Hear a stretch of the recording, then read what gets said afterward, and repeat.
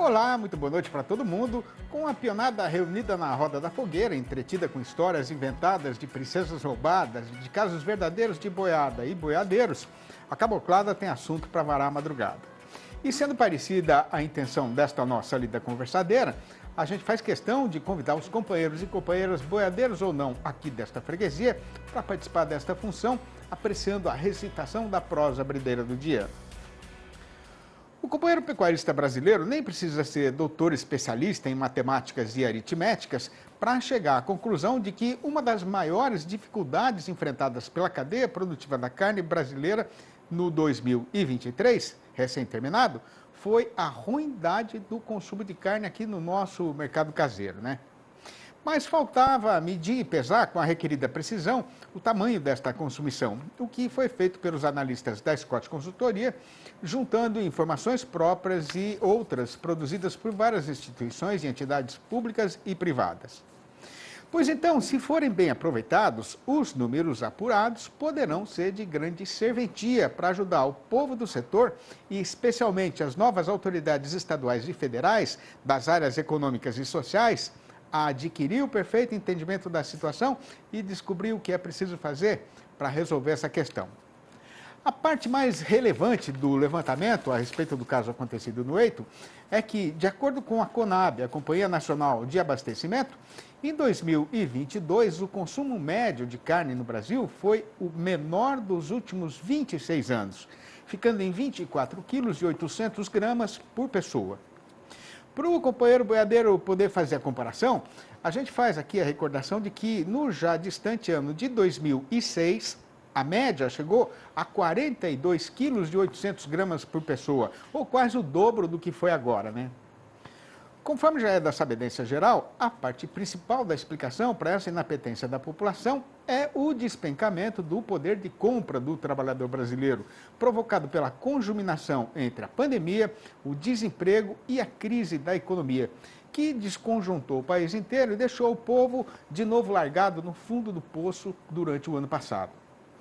Logicamente que o preço da carne no balcão do açougue ajudou muito a espantar a freguesia, mas para não desfeitear da realidade, carece de deixar bem esclarecido que, descontando a inflação oficial registrada no período considerado, o que aconteceu foi uma redução no valor real da mercadoria. Obedecendo rigorosamente o roteiro determinado pela natureza, com o aumento na oferta de gado terminado, em 2022 a pecuária brasileira entrou num novo ciclo de queda. Mas a verdade verdadeira mesmo foi que isso acabou apertando muito a margem de comercialização do amigo fazendeiro, mas não trouxe praticamente nenhuma aliviação para o consumidor, que até agora continua padecendo de grave falta de dinheiro. Tomara, então, que as lições ensinadas pelo passado ajudem o vento a mudar de lado no 2023, que acaba de ser começado, né?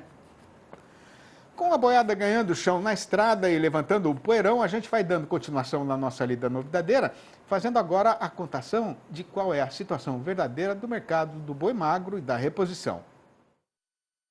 De acordo com o relatório mais recente feito pela Scott Consultoria, a relação de troca para o criador está positiva em todas as categorias na comparação mensal. A melhor evolução foi no caso do boi magro, com melhora de 6,9% no poder de compra do invernista. Hoje, dá para comprar o equivalente a 1,45 boi magro, com dinheiro apurado na venda de um boi gordo de 19 arrobas. Em dezembro de 2022, esta conta estava em 1,36 boi magro comprado para cada boi gordo vendido. Para o garrote, o poder de compra do fazendeiro registrou uma melhora de 6,8% em relação a dezembro passado. Hoje, compra-se 1,80 garrote com a venda de um boi terminado com peso de 19 arrobas. O resultado da venda de um boi gordo de 19 arrobas também corresponde ao valor de 2,8 bezerros de ano, com um poder de compra do pecuarista ficando 6,6% maior quando comparado com dezembro passado. Hoje, dá para comprar 2,5 bezerros de desmama com a venda do animal pronto para o abate, alta de 5%, fazendo a mesma comparação. A ausência de compradores tem pesado bastante nesse início do ano. Mas, para as próximas semanas, com o retorno das atividades, a expectativa é de que um aumento da movimentação no mercado pecuário em geral. Aproveitando esta clareira na beira da estrada, a comitiva vai fazer aqui uma parada ligeira e quem quiser pode pegar uma guampa de água no rio, mas é melhor não demorar porque é já que a gente vai voltar. Estamos de volta para o Eito e, seguindo o roteiro costumeiro de toda segunda-feira, a gente convida os companheiros e companheiras fazendeiros para apreciar o nosso quadro Pecuária em Alta, uma parceria aqui do canal Terra Viva com a Alta Genetics do Brasil. Confira.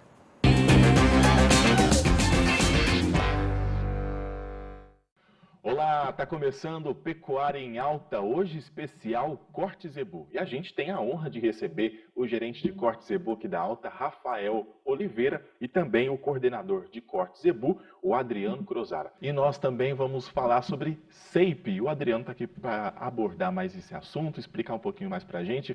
Adriano, seja bem-vindo no nosso Pecuária em Alta. Olá, David. Olá, todo mundo que está assistindo. É um prazer estar aqui. Faço das palavras do Rafa as minhas também, né? O Corte Zebu aqui no nosso país é o carro-chefe, né? Quem carrega aí a nossa pecuária. E o SEIP não é diferente disso, ele faz parte, né, do Corte Zebu. O próprio nome SEIP é um certificado especial de identificação e produção de animal, né? Acho que cada vez mais a nossa pecuária tem avançado, tá para frente, está investindo. Então é um prazer, eu gosto muito também desse assunto, né? E poder estar falando aqui com vocês. O Rafa e Adriano, o mercado cresceu muito o ano passado, né, de SEIP. E esse ano, qual que é a expectativa? Continuar esse crescimento, crescer além da média? Se a gente for comparar 2021 com 2022, cresceu mais do que a média e 2023. Como que a gente pode esperar? O David, é interessante porque a pecuária de corte ela vem crescendo muito nos últimos anos, né? Ela cresceu em torno de 20% de 2020, 20% em 2021. Esse ano, basicamente, no ano passado, né, 2022, basicamente foi um ano de muitos desafios aí. A gente conseguiu manter o que estava vendendo referente a 2021, que já é uma coisa muito interessante, né? Vindo de 2 anos fantásticos, 2022 um ano cheio de desafios de seca, política, entre vários outros pontos aí. A gente conseguiu manter um ritmo interessante aí de vendas e vendendo praticamente a mesma coisa que o mercado vendeu em 2021. 2023 vai ser, enxergo como um ano de ainda um pouco mais desafiador,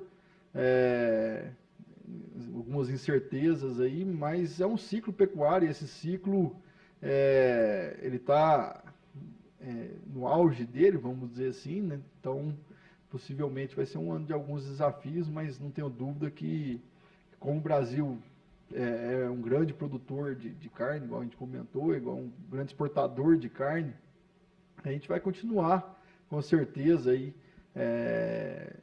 um ritmo interessante de venda e, com certeza, o Zebu vai vender muito SEIP, vem crescendo forte nos últimos anos, inclusive em 2022 continuou crescendo.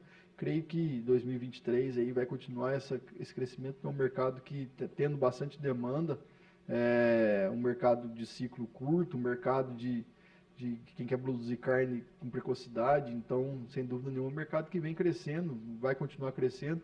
Assim, espero e também desejo, né, vamos dizer assim, que o mercado de corte Zebu volte a retomar um ritmo de crescimento mais forte aí, assim como a pecuária de corte no geral, como o próprio taurino também, que teve uma queda em 2022, e como a gente depende também muito do cruzamento industrial, espero que o taurino também cresça, assim como o Zebu, e mantenha esse ritmo aí, sustentando o Brasil como o maior player aí em termos de produção e exportação de carne. Ô, Adriano, e o mercado de SEIP, ele vem ganhando força, né? Esse crescimento em meio às incertezas, a um mercado que inseguro economicamente, mas o SEIP vai ganhando a sua potência e fortalecendo cada vez mais, né? Com certeza, reforçando até o que o Rafa comentou, o mercado a gente vendeu tal como 2021, 2022 foi muito semelhante, então significa que o produtor continua investindo em genética. Talvez teve uma pressão de seleção um pouco maior dos rebanhos, então ficaram cabeceiras e animais de cabeceira e meio, descartou o fundo, né, para venda, foi para o abate ou para outros rebanhos. Enfim, o importante é que o produtor não desanimou. Daí o mercado SAPE, a gente fala o SAPE especificamente, mas ele engloba qualquer tipo de produção pecuária. O SAPE a gente identifica quem são os melhores animais. Daí vem muito dessa ideia do cabeceira. O SAPE, né, quem participa dos programas SAPE, seja ele Qualitas, DeltaGen, a CFM, enfim. A própria NCP, que está trabalhando com o SAPE também, a gente identifica os 20% melhores animais daquela safra para multiplicar. Né? Isso não é só em si melhoramento genético, é melhoramento de rebanho, é preocupação com produção. Isso vai desde o produtor, né, na parte para quem comercializa desmama, ou para quem quer produzir fêmeas dentro do próprio plantel, né, agregar valor dentro dessas fêmeas, para quem leva o ciclo completo para abater esse animal lá na frente. Então o frigorífico tem que também se preocupar com essa questão. Né? A gente está num momento, né, de política, que algumas coisas vão mudar, espera-se que para melhor. Não só política, a questão da guerra da Rússia, a gente não pode deixar de mencionar, que se influencia. A China, que é um polo de mercado, né, ela compromete positivamente ou negativamente o mercado brasileiro. Então, acho que o mercado em si, do corte zebu e corte taurino, continua investindo para continuar crescendo. E o SAPE também está trabalhando nisso, né? Seja ele um gado registrado ou não, a gente tem que identificar dentro da nossa produção, para quem participa ou não do programa de melhoramento, os nossos melhores animais, né, do cliente, para poder repassar isso para frente. O Rafa, o Adriano falou sobre cabeceira, sobre o gado de qualidade, escolher o melhor. Os nossos parceiros, as fazendas que fazem parte da nossa parceria aqui com a Alta, que a gente pode esperar dessas novas safras que a gente vai trazer, que vocês vão lá nas fazendas, vão contratar, o que a gente pode esperar desses novos reprodutores? O David, a Alta sempre preocupou muito na hora de contratar um touro, buscando aquilo que o mercado deseja, né? Vamos dizer assim, a gente sempre se atentou ao que as mudanças de mercado, ao que o mercado sinaliza que possa vir a ser uma característica desejada, o que vai ser utilizado, o touro que vai ter essa característica que vai ser utilizado de forma mais maciça. Então a gente sempre está na frente buscando enxergar o que o mercado deseja. E através, junto dos nossos parceiros, que são os nossos fornecedores de genética, né, a gente está sempre junto deles, conversando, trocando ideia, presente dentro da fazenda, vendo a safra ano a ano surgindo aí, desde o nascimento a gente acompanha, desmama, sobreando, para trazer o touro para cá.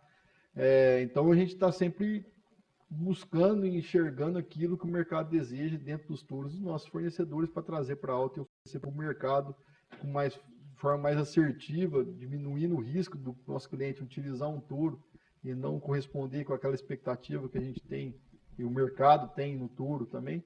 Então a gente está sempre buscando, junto com os principais fornecedores genéticos, os principais animais disponíveis dentro de cada safra, trazendo para a central, produzindo sêmen e entregando.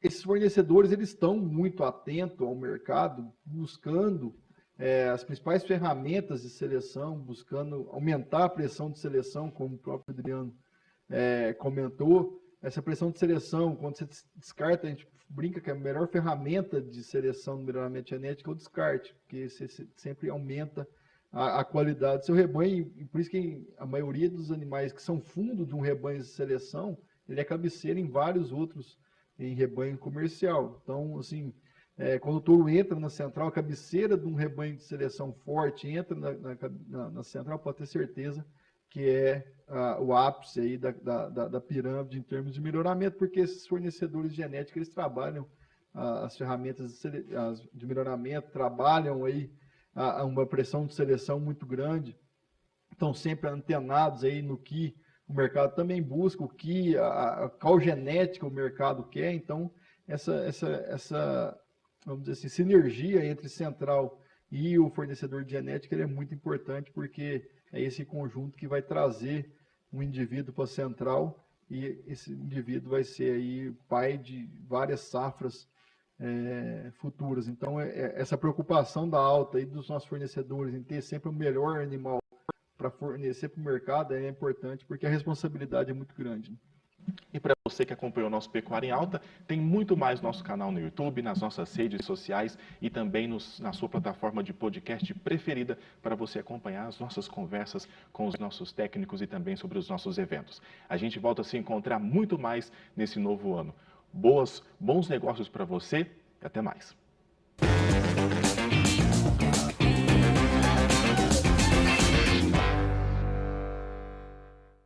Bom, e a gente agora faz um ligeiro intervalo, né, para recompor aqui o nosso roteiro do programa e voltamos dentro de mais alguns instantes. Aguarde.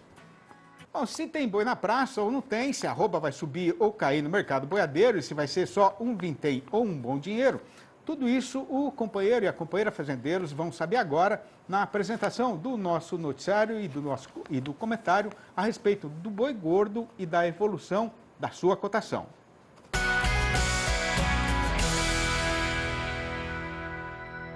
O 22 já está devidamente guardado na memória e nos arquivos da história. O 23 já está estreado e entrado na sua segunda semana, mas o tempo não mudou nada no seu procedimento costumeiro e continua querendo apostar a corrida com o cavalo rei dos parelheiros para ver qual dos dois é o mais ligeiro. Mas apesar do avançamento do calendário, o mercado pecuário, por seu lado, está andando numa toada mais vagarosa do que jabuti perneta subindo barranco de rio em tarde chuvosa. E o resultado é que a nossa praça boiadeira ainda está padecendo de febre paradeira. Para adquirir melhor entendimento a respeito da situação atual, em primeiro lugar, o companheiro boiadeiro deve levar em consideração o caso que está sendo passado com a demanda por gado terminado, que está mais fraquinha do que filhotinho de tico-tico que a chuva derrubou do ninho, o que, aliás, é normal e perfeitamente esperado em todo o mês de janeiro, né? E conforme já é do conhecimento geral, a indústria aproveita esta ocasião do começo do ano para fazer a manutenção preventiva de instalações e maquinários e também para dar férias coletivas para os funcionários. Ao mesmo tempo, nos estabelecimentos que não pararam de funcionar ou que já voltaram a trabalhar, a programação de abate está relativamente folgada, de modo que a precisão de boiada é pequena e o dono não está com pressa nenhuma de mandar a turma dele voltar a comprar. Dando um passinho para frente, repare agora, amiga pecuarista, que o comerciante atacadista de carne ainda está com um bom estoque de mercadoria na câmara fria, que é mais do que suficiente para atender a sua freguesia, que também costuma sofrer um substancioso esmagrecimento nos primeiros dias de janeiro, né? Esta queda, que também é coisa rotineira e já esperada, está sendo provocada pelo desaparecimento do consumidor, que sempre começa o ano novo alongado do mercado por motivo de grave falta de dinheiro. A questão é que o trabalhador brasileiro ainda está carregando nas costas o peso da despesa com as festas recentemente passadas, enquanto as contas novas continuam chegando, incluindo algumas extraordinárias e mais enfesadas, como o imposto de carro e de casa para quem é proprietário desses bens, e naturalmente que isso tudo acaba tirando mesmo o apetite do vivente, né? De qualquer maneira, as notícias apuradas no comércio de carne com osso no atacado estão dando conta de que na semana passada o movimento já não estava mais tão prejudicado. Mas o que mudou foi a preferência do mercado, com o crescimento da demanda pelo dianteiro, que custa mais barato e é mais procurado pelo consumidor nessas horas de aperto financeiro. Por causa disso, aqui na Praça Paulista, nos últimos 7 dias contados, desta segunda-feira para trás, o preço deste tipo de produto teve um aumento de 3,7%. Neste mesmo período considerado, a carcaça casada de macho castrado subiu 1,2%, sendo negociada agora na base de R$ 17,58 o quilo. Juntando tudo, no balanço do dia da Scott Consultoria foram apuradas mudanças nas cotações em 5 das 32 regiões pesquisadas no Brasil inteiro. E mais uma vez o que aconteceu foi que o fazendeiro ficou em grande desvantagem na negociação. Isso porque em todas essas praças o carretão andou no rumo de descida no estradão. A lista dessas derriçadas foi comandada por Barretos de Araçatuba, aqui no estado de São Paulo, onde o tombo foi geral, com o boi voltando para R$ 273 e a vaca para R$ 260, a prazo e livre do fundo rural. No sul da Bahia, a fêmea caiu sozinha, também para R$ 260 redondos. Em Redenção do Pará, o macho foi derrubado para R$ 243,50. E no sul do Tocantins, o dono do frigorífico não está querendo pagar pelo boi mais do que R$ 258. Tá certo então, e com o trem correndo na linha de novo, para arrematar a função, falta só fazer a recitação do versinho do dia, que é o seguinte, vai ouvindo. Eu estou atravessando para diante dos 60 anos de era e tendo agora mais prazo de prosa e tempo de pensamento, o meu plano é de campear maior entendimento da lida, de rever a vida, apagar, reescrever, refazer e recomeçar. E o que eu já descobri é que esta é a melhor hora para sorrir, para rir, para explodir de alegria, de comemorar e festejar, de ser feliz do jeito que der, no jeito que for, do jeito que eu sempre quis, exageradamente, sempre, sempre, sempre, pelo tempo que eu ainda tenho pela frente. E depois de encher mais de um caderno e meio com essas prosinhas que foram feitas para serem recitadas aqui no final de cada jornada, a gente resolveu pegar tudo, desmisturar e dividir por assunto, por alguns desenhos juntos, correspondentes aos casos contados, e foi assim que nasceu a minha série Versinhos de Caipira, formada por esses 4 bonitos livros que estão sendo mostrados aí na fotografia. Pois então, se o amigo e a amiga que estão aí na frente da televisão ainda não leram e quiserem saber como fazer para comprar um exemplar ou logo a coleção inteira, podem ligar diretamente para o meu telefone particular, que é o 11 98 224 1807. 11 98 224 1807, ou mandar um e-mail para sidneymascio@uol.com.br, ou ainda achar meu nome lá no Facebook. E com a tarde morredeira anunciando o fim de mais uma jornada novidadeira, a comitiva pega de novo na sua lida viajadeira e volta com a boiada para a estrada, mas já deixa combinada a volta do Terra Viva DBO na TV para amanhã, às 6h30 da manhã e às 7h25 da noite. Um abraço para todo mundo e até mais ver então.